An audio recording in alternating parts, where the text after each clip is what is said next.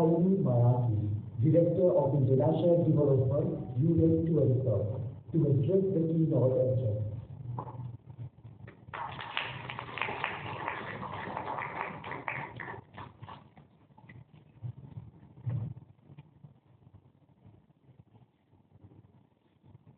Hi everyone, good morning to everyone. Real great pleasure for me to be here today.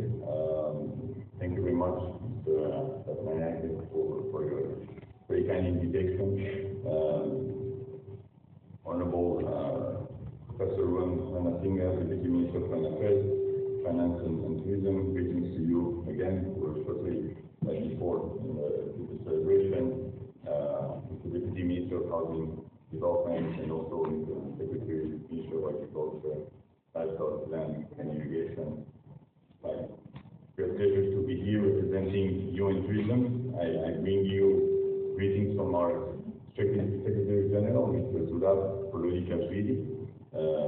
Today, this is the site where each year we celebrate World Tourism Day in different regions, different countries. It's happening in Malaysia today. For me, it's a great pleasure and honor to be here in the beautiful city of Colombo, in Mahaweli Center. And I would like to mention that in line with the theme of this year's World Tourism Day, Tourism and Sustainable Transformation, all the initiatives that I've seen just coming in are really in line with that topic. And I'm extremely happy to see all the different initiatives that Sri Lanka is taking when it comes to sustainable development of its tourism sector. Because tourism has to be sustainable. I mean, there's no other way. And we've seen it with the different crises that the sector has faced. And if we want to move forward and have an inclusive and sustainable tourism sector, this is the only approach that we must have. So realizing tourism's transformative potential demands more than growth alone. It requires good governance, strategic planning, robust monitoring, and clear priority setting that aligns with long-term sustainability goals. So tourism is more than an economic sector. It is a catalyst for social progress, delivering education, employment, and creating new opportunities for all. And to unlock these benefits, a deliberate and inclusive approach is essential. So one that places sustainability, resilience, and social equity at the core of tourism development and decision making. So sustainable tourism transformation must begin, we believe, by effective governance. So despite tourism's growth potential, I mean, nearly half of young people in emerging destinations lack adequate training to participate effectively. So to bridge these gaps, government and stakeholders must make accessible high-quality educational programs and vocational training a priority. We believe that this is a must. To have a skilled tourism workforce that responds to the needs of the private sector, it has to be set up via strong quality educational programs. So this should be tailored to the evolving needs of the tourism sector and empowering individuals to excel and contribute meaningfully to our collective progress. And we believe that Sri Lanka is actively working to implement effective governance in sustainable tourism with a special focus on the education of people, youth, women, and at-risk communities for inclusive growth and long-term resilience. Tourism must also, another key part is tourism must be powered by strategic innovation and responsible entrepreneurship. Digitalization and innovative business models present immense opportunities, so supporting MSMEs and startups is something also key, especially those led by women and youth. And by doing this, we can effectively contribute to inclusive prosperity, and sustainable economic diversification. And we see that obviously in Sri Lanka, 70% of the sector is driven MSME. So by putting the focus on tourism and MSME, the sector will only be can only be more sustainable and attain its goals. And Sri Lanka is fostering a culture of innovation across business, government and society, aiming to elevate the country's global standing. So country's policies encourage responsible entrepreneurship by supporting women-led business and ensuring access to finance and prioritizing environmental and economic sustainability in digital development projects. So digitalization is transforming all sectors in Sri Lanka, from agriculture and health to manufacturing and tourism. And the government strategy supports outcome-based procurement models, licensing for innovative digital ecosystems, and market-driven business models that ensure financial viability and stakeholder value.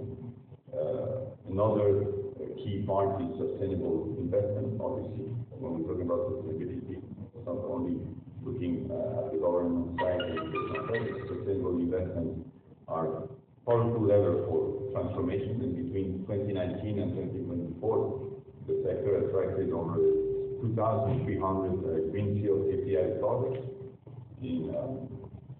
representing 126 billion in investment. However, investment must prioritize long-term community benefits, resilience, building, and climate action. So investment must be climate smart and in line also with the UN Sustainable Development Goals. Responsible stewardship, obviously, of natural resources is a key component. It's another core element that contributes to tourism's transformative potential. So tourists must proactively address the impact by significantly reducing emissions, conserving biodiversity, and investing in resilient infrastructure to safeguard their natural resources and ecosystems to ensure resource availability for future generations. So, in conclusion, Sri Lanka's model for sustainable tourism and its transformative potential stands out for emphasizing education and empowerment of youth, women, integrating local leadership with national policy for effective and inclusive tourism governance. We, from UN Tourism, are a key partner of Sri Lanka in their efforts to develop the tourism sector. We were here initially for a workshop that was organized in regards to a project focused on digital experience and digital management.